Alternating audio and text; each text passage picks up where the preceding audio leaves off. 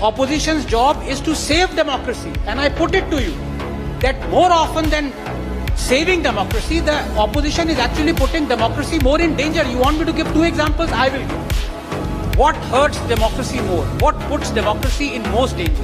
It is when the governments and the states start working for the unelected. And how does that happen? When the corporate interests take preference over the citizens' interest. And I'll give you an example. The High Court in 2015 convicted the BJP, not castigated, convicted the BJP for taking illegal donations, violating the FCRA. The punishment for that was imprisonment of the BJP head. What happened? The next day on the floor of the parliament, the BJP amended the FCRA Act, going back retrospectively to the age of the emergency. Now in a civilized country, Padma, just give me 30 seconds.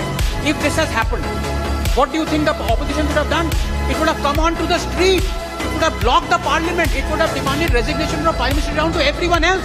Did you see any of that happen? No. You know why? Because the High Court had also convicted the Congress.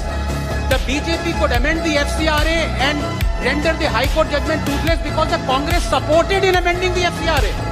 This is the way they will save democracy. My foot. अगर हम करें तो करें क्या, बोले तो बोले क्या। वाह मोदी जी, वाह वाह।